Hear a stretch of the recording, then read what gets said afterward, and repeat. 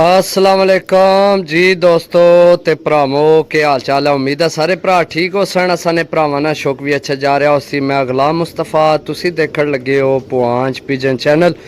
जी दोस्तों काफ़ी भरावां जनाब लाखिया ने आख्या कि लाखिया नी वीडियो लगाओ, लाखिया नी वीडियो लगाओ जिहड़ी डेरे वाली छत है। जी दोस्तों मैं आख्या भी अज लाखे लावां ऐसे परफेक्ट कबूतर न बंद दुंबा विच न। चेक करो बिल्कुल बंद दुंबा विच।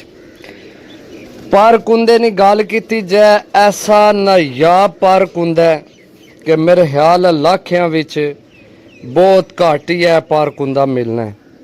सही है मैं कोशिश करना कि मैं बह कहना तुहानू एक कबूतर ना तो लाजमी दसना है। जी दोस्तों चेक करो जनाब माशाल्लाह ऐसा नायाब पार कुंदा है।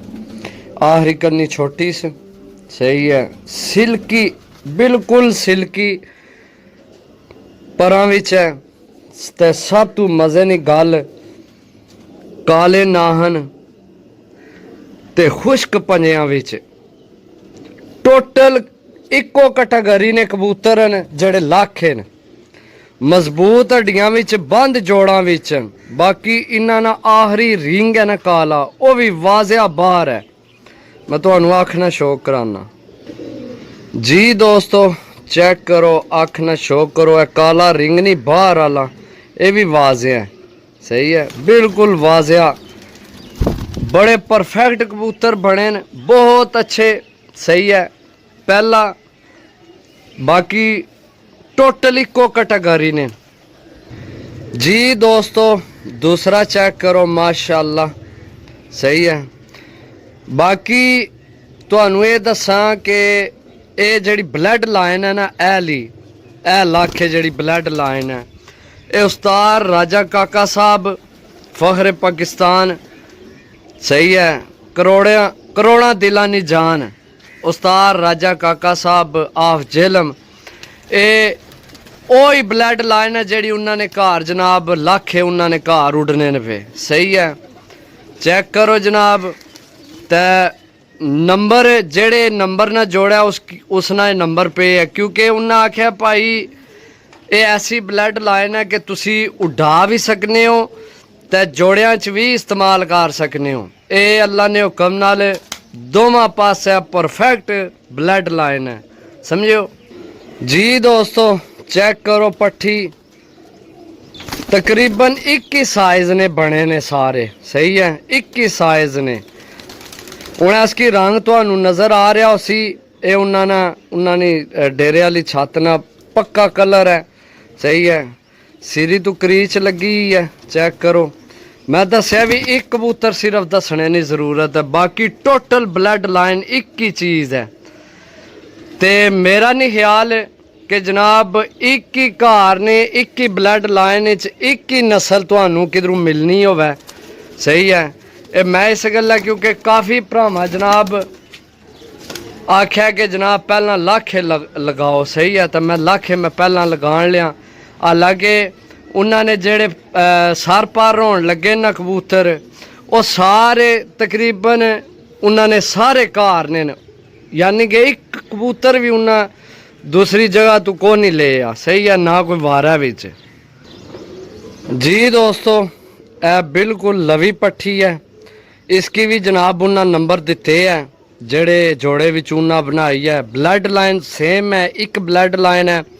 बाकी इसे छत ने 42 बच्चे सन पते ना मैं लैके आया 42 बच्चे जेड़ी छत फर सेल हुई है ऐसे घरे ने वो 42 विच भी पांच नहीं सॉरी मेरे ख्याल है थोड़े तीन शायद तीन इन्हां विचों ही बच्चे भी सन। सही है इन्हां नहीं भैणा भरा ऐसी ब्लड लाइन है। इंशाअल्लाह अल्लाह ने हुक्म नाल तुसी उड़ाना चाहो उड़ा सकने हो जोड़ियां च इस्तेमाल करना चाहो जोड़ियां च भी अगू इन्हां ना इतना अच्छा रिजल्ट है।